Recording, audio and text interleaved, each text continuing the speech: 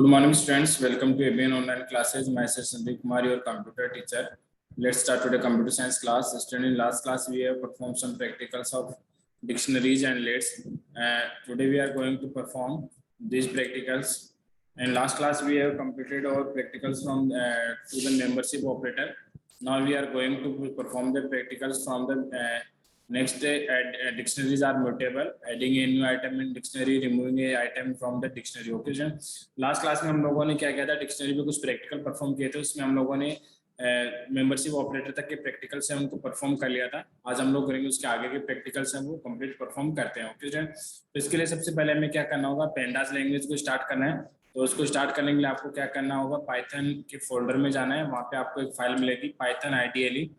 उस Python IDLE को आपको ओपन करना है। ओपन करने के बाद में आपको अपने पेंडास लैंग्वेज क्या होगी, आपकी जो पाइथन लैंग्वेज है वो इम्पोर्ट हो जाएगी। और पाइथन लैंग्वेज के इंपोर्ट होने के बाद में हम लोग क्या करेंगे, उस पर अपना प्रैक्टिकल वर्क है उसको परफॉर्म करते हैं। तो थोड़ा सा वेट करते हैं जब तक पाइथन ओपन हो जाती है। ये पाइथन ओपन होगी, उसके बाद में हमें क्या करना है, डिक्शनरीज और म्यूटेबल टॉपिक से हम लोग स्टार्ट करते हैं अपना आज का practical session. Dictionaries are mutable. Mutable का मीनिंग होता है कि हम डिक्शनरी के आइटम्स को हम चेंज कर सकते हैं। जैसे आपको ऑलरेडी पता है कि डिक्शनरी में क्या होता है, की वैल्यू पेयर होता है। तो की होती है यूनिक होती है, तो की को हम लोग चेंज नहीं कर सकते, लेकिन उसकी वैल्यूज को हम लोग क्या कहते हैं, डायरेक्टली चेंज कर सकते हैं। तो उसको चेंज करने के लिए सबसे पहले हम क्या करते हैं, डिक्शनरी को क्रिएट करते हैं और उसके बाद में हम लोग क्या करते हैं, उस पर adding a new item in dictionary का हम लोग क्या करते हैं, अप्लाई करते हैं। ओके स्टूडेंट, तो स्टार्ट करते हैं अपना प्रैक्टिकल सेशन।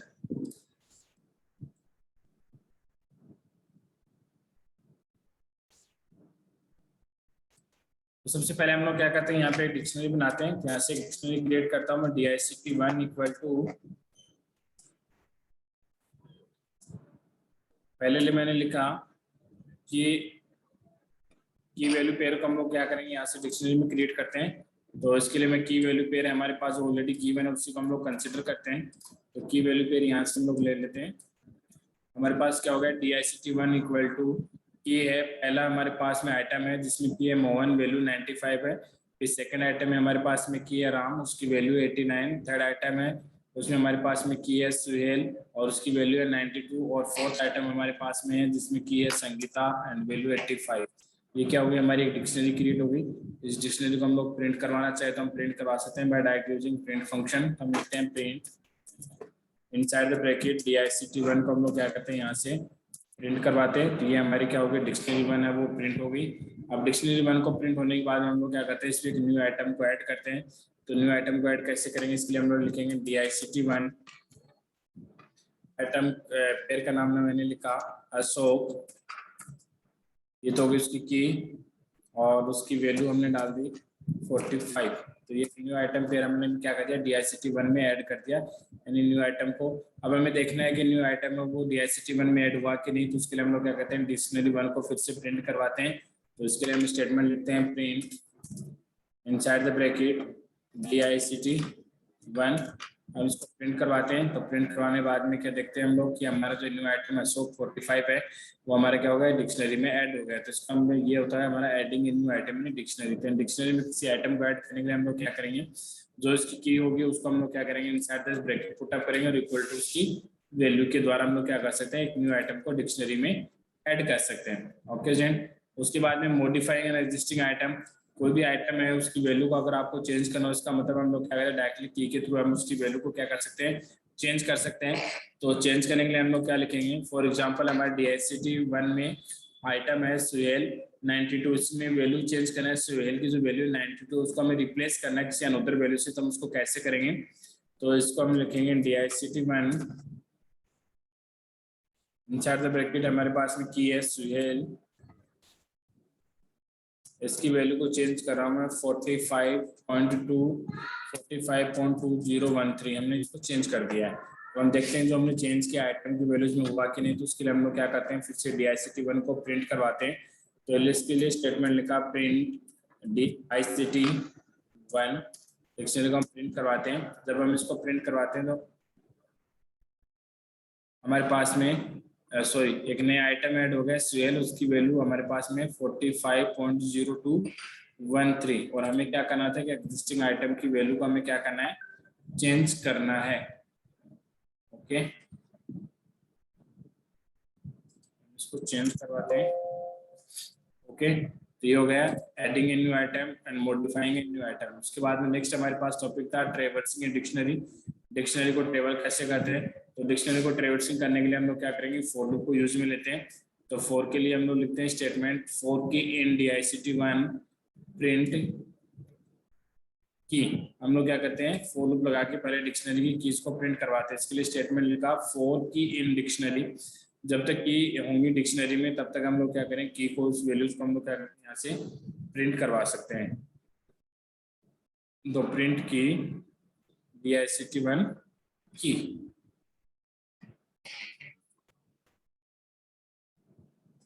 मैंने लिखा फॉर की इन dict1, जब तक डिक्शनरी 1 में की है तब तक हमने लिखा प्रिंट की। हम क्या करें, डिक्शनरी की कीज को यहाँ से प्रिंट करवा रहे हैं।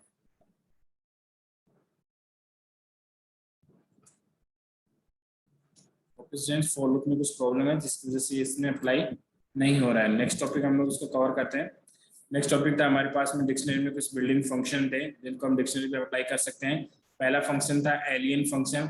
एलियन फंक्शन की सहायता से हम क्या करते हैं, किसी डिक्शनरी की लेंथ को फाइंड आउट कर सकते हैं। तो हमारे पास ऑलरेडी एक डिक्शनरी है dict1, तो सबसे पहले हम इसको प्रिंट करवा लेते हैं। मैंने लिखा प्रिंट dict1, डिक्शनरी को हमने प्रिंट करवा लिया। अब हमें आइडेंटिफाई करना है कि इस डिक्शनरी की लेंथ क्या, लंबाई क्या है। तो इसके लिए हम लोग करते हैं एलियन फंक्शन की सहायता से डिक्शनरी की लंबाई को फाइंड आउट करते हैं। तो हमने लिखा एलियन dict1, यानी जो डिक्शनरी 1 है उसकी टोटल लेंथ क्या है 6, यानी उसमें टोटल क्या है 6 आइटम है, वो एग्जिस्ट करते हैं। तो पहला फंक्शन था हमारा to find out the length of dictionary, len function. Next था dict function are used to create a new dictionary.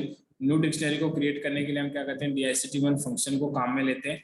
For example आपके पास में कोई पेयर गिवन है, उस पेयर को आपको क्या करना है, डिक्शनरी में कन्वर्ट करना है। तो पेयर की वैल्यूज हम क्या करते हैं, सबसे पहले पेयर को टाइप करेंगे। तो पेयर को हमने लिखा pair 1 equal to Mohan 95, Ram 89, Suhel 92, Sangeeta 95। ये हमारे पास में क्या एक पेयर हो गया। अब इस पेयर को हमें क्या करना है, डिक्शनरी में क्रिएट करना है। तो इसके लिए मैंने लिखा dict1 equal to dict inside the bracket parameter group में लिखा पेयर 1, यानी पेयर 1 को मैं क्या कर रहा हूँ, डिक्शनरी में कन्वर्ट कर रहा हूँ बाय यूजिंग dict फंक्शन। यानी एक नई डिक्शनरी बनाने के लिए हम लोग क्या करते हैं, dict फंक्शन को यूज में लेंगे। dict फंक्शन की सहायता से हम लोग क्या करते हैं, डिक्शनरी या हमारे पास में एग्जिस्ट जो पेयर आइटम होगा उसकी सहायता से हम लोग कैसे डिक्शनरी को क्रिएट कर सकते हैं। तो मैंने यहाँ पे क्या लिखा है, dict1 हो गया डिक्शनरी का name equal to dict function की सहायता से जो पेयर 1 है उसको मैं डिक्शनरी में कन्वर्ट कर रहा हूँ, उसको आप क्या करेंगे, प्रिंट करवा देता हूँ। लिखा तो प्रिंट करवाने में लिखेंगे प्रिंट dict1, यानी हमारी डिक्शनरी 1 है वो क्रिएट हो गई, जिसमें फर्स्ट आइटम हो जाएगा मोहन 95, सेकंड आइटम हो गया राम 89, थर्ड हो गया सुहेल 92, फोर्थ हो गया संगीता 85। तो इस तरीके से हम लोग क्या करते हैं, dict फंक्शन की सहायता से एक ब्लैंक डिक्शनरी या एग्जिस्टिंग पेयर की डिक्शनरी को हम लोग क्या कर सकते हैं, एग्जिस्टिंग पेयर को हम डिक्शनरी में कन्वर्ट कर सकते हैं। नेक्स्ट फंक्शन हमारे पास में keys, return A list of keys in the dictionary, and dictionary में से ओनली कीज को प्रिंट करवाने के लिए हम लोग क्या कर सकते हैं, कीज फंक्शन की सहायता से हम इसको प्रिंट करवा सकते हैं। तो ओनली कीज हमें प्रिंट करवाने, तो इसके लिए मैंने लिखा dict1 डॉट कीज, यानी डिक्शनरी 1 पे कीज फंक्शन को अप्लाई करते हैं। तो इसका मतलब क्या हो गया, only print dict1 dot keys, यानी हम डिक्शनरी 1 से जो हमारी डिक्शनरी 1 है उसमें से ओनली कीज को प्रिंट करवाना चाहते हैं। तो उसके लिए हम लोग क्या करेंगे, कीज फंक्शन को काम में लेंगे। तो इसको लिखना सिंटेक्स होगा डिक्शनरी का name dot keys function, print करवाना तो इसको हम लोग प्रिंट स्टेटमेंट के इनसाइड में इसको रिटर्न करेंगे। तो मैंने लिखा प्रिंट dict1 डॉट कीज। तो कीज फंक्शन क्या करेगा, डिक्शनरी 1 में जो भी कीज है, कीज क्या क्या हमारे पास में मोहन राम सुहेल एंड संगीता, उनको हमें क्या करेगा, आउटपुट में प्रिंट करवा देगा। तो कीज फंक्शन की सहायता से हम लोग क्या कर सकते हैं, डिक्शनरी की कीज को प्रिंट करवा सकते हैं। नेक्स्ट फंक्शन हमारे पास में वैल्यूज फंक्शन क्या करेगा, return A list of values in the dictionary, यानी डिक्शनरी में जो भी वैल्यूज हैं एग्जिस्टिंग वैल्यूज को प्रिंट करवाने के लिए इस फंक्शन को काम में लेते हैं। तो इसके लिए हम लिखेंगे डिक्शनरी का नेम डॉट वैल्यूज फंक्शन की सहायता से हम इसको प्रिंट करवा सकते हैं। तो मेरे पास फंक्शन है प्रिंट करवाना है, तो प्रिंट इनसाइड किसको प्रिंट करवाना है, डिक्शनरी 1 में से वैल्यूज को प्रिंट करवाना, तो लिखेंगे dict1 डॉट वैल्यूज फंक्शन को अप्लाई करके हम लोग क्या कर सकते हैं, अपनी डिक्शनरी की वैल्यूज को प्रिंट करवा सकते हैं। तो हमारी डिक्शनरी में वैल्यूज क्या क्या है, 95, 89, 92 और 85 वो वैल्यूज हमें क्या होंगी, आउटपुट में शो होंगी। तो ये तो हमारा नेक्स्ट फंक्शन वैल्यूज को प्रिंट करवाने का। उसके बाद में नेक्स्ट फंक्शन है आइटम्स, यानी रिटर्न लिस्ट ऑफ टपल्स, की वैल्यू पेयर को हमें प्रिंट करवाना, दोनों की वैल्यू पेयर को एक साथ में प्रिंट करवाना। तो उसके लिए हम लोग क्या करेंगे, आइटम्स फंक्शन को काम में लेंगे। तो इसको लिखने का सिंटेक्स होगा डेटा फ्रेम का नेम डॉट आइटम्स, फंक्शन की सहायता से हम लोग क्या कर सकते हैं, की वैल्यू पेयर को प्रिंट करवा सकते हैं। तो हमारे पास हम इसको प्रिंट कराना, तो लिखेंगे प्रिंट, डिक्शनरी का नेम है हमारे पास में dict1 डॉट आइटम्स, फंक्शन की सहायता से हम लोग क्या कर सकते हैं, की वैल्यू पेयर को प्रिंट करवा सकते हैं। तो हमारे पास की वैल्यू पेयर है मोहन 95, राम 89, सुहेल 92 एंड संगीता 85। तो ये हो गए आइटम्स को प्रिंट करवाने के लिए फंक्शन आइटम्स। नेक्स्ट फंक्शन है हमारे पास में get, return the value corresponding to the key pass as a argument. किसी की वैल्यू को प्रिंट करवाने के लिए हम लोग क्या करेंगे, उस की को गेट फंक्शन में पैरामीटर के रूप में पास करवाएंगे, तो जिससे क्या होगा, उसकी वैल्यूज हमारे पास आउटपुट में डिस्प्ले होगी। फॉर एग्जांपल मैंने लिखा dict1 डॉट गेट, वैल्यू की को मैं पास करवा रहा हूँ संगीता, यानी संगीता की वैल्यू को मुझे क्या करना है, आउटपुट में प्रिंट करवाना है। तो मैं क्या करूँगा, संगीता को पैरामीटर के रूप में पास करवा दूंगा, यानी की है, और इसकी हमें पास क्या होगी, आउटपुट में क्या होगी, करस्पॉन्डिंग उसकी वैल्यूज प्रिंट होगी। सॉरी, इसको हम लिखेंगे print dict1 dot gate, inside the parameter हम की पास कराएंगे, तो लिखा संगीता, एंटर बटन लगाएंगे, तो इसकी वैल्यू आ रही है हमारे पास में नन, वाई।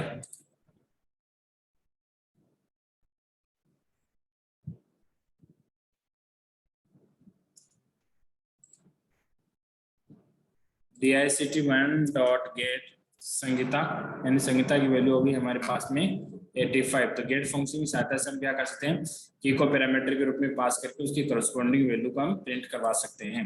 उसके बाद में होता है update function, update the key value pair of the dictionary passed as a argument to the key pair of the given dictionary. जो की पेयर को हम आर्गुमेंट के रूप में पास करेंगे, उसको क्या करेगा, एग्जिस्टिंग डिक्शनरी में ऐड कर देगा, यानी उसमें चेंजेस कर देगा, यानी उसको अपडेट कर देगा। तो इसके लिए हम लोग हमारे पास क्या करते हैं, दो डिक्शनरी लेते हैं। फर्स्ट डिक्शनरी हमारे पास में ऑलरेडी क्रिएटेड है dict1 के नाम से, तो उसको हम लोग क्या करते हैं, प्रिंट करवा देते हैं। तो मैंने लिखा प्रिंट करवाने में हमने लिखा प्रिंट dict1 डिक्शनरी को मैं यहाँ से प्रिंट करवा देता हूँ। फिर उसके बाद में हम लोग क्या करते हैं, सेकंड डिक्शनरी को क्रिएट करते हैं। तो सेकंड डिक्शनरी को हम बनाएंगे, उसके बाद में हम क्या करेंगे, सेकंड डिक्शनरी को फर्स्ट डिक्शनरी में हम लोग क्या करेंगे, अपडेट कर देंगे। तो हमारे पास में सेकंड डिक्शनरी है dict2 equal to Sohan 79, Geeta 89, enter button लगाएंगे, तो यहाँ से हमारे dict2 क्रिएट हो गई। आप इसको देख सकते हैं प्रिंट करवा के। तो लिखेंगे print inside the bracket dict2 को हमने प्रिंट करवा दिया। अब हमें क्या करना है, इस पे अपडेट फंक्शन को अप्लाई करना है।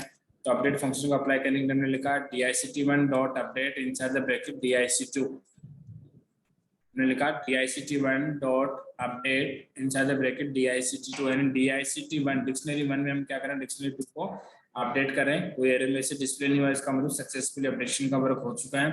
अब हम क्या करते हैं, डिक्शनरी 1 को प्रिंट करवाते हैं कि उस डिक्शनरी 1 में चेंजेस हुए कि नहीं। तो उसके लिए हमने लिखा प्रिंट dict1 डिक्शनरी 1 को हम लोग प्रिंट करवा देते हैं। तो जैसे हमारे पास जो आउटपुट डिक्शनरी है, उसमें हमने देखा कि डिक्शनरी 1 में हमारे पास की वैल्यू जो आइटम थे, पहला था मोहन 95, राम 89, सुहेल 92 और संगीता 85। तो हमारे पास फर्स्ट डिक्शनरी के आइटम ऑलरेडी डिस्प्ले है। उसके बाद में हमारे पास सेकंड डिक्शनरी में हमारे पास आइटम थे सोहन 79 और गीता 89, तो वो ऑलरेडी हमारे पास क्योंकि फर्स्ट डिक्शनरी में ऐड हो गए। तो इसका मतलब क्या हो गया, जो अपडेशन का जो हमने वर्क किया था वो कंप्लीटली सक्सेस हो गया है। तो अपडेट फंक्शन की सहायता से हम लोग क्या करते हैं, डिक्शनरी में अपडेशन का वर्क भी परफॉर्म करवा सकते हैं। नेक्स्ट फंक्शन है हमारे पास में क्लियर, डिलीट और clear all the items of dictionary. Dictionary के सभी आइटम्स को डिलीट करने के लिए या उनको रिमूव करने के लिए हम लोग क्या करते हैं, क्लियर फंक्शन को काम में लेते हैं। तो क्लियर फंक्शन को अप्लाई करने के लिए लिखेंगे dict डॉट क्लियर, जैसे एंटर बटन लगाएंगे तो हमारे डिक्शनरी 1 के सभी डेटा है वो क्लियर हो जाएंगे। अब हमें देखना है कि एक्चुअल में क्लियर हुए कि नहीं। तो उसके लिए हम लोग क्या करते हैं, डिक्शनरी 1 को प्रिंट करवाते हैं। तो मैंने लिखा प्रिंट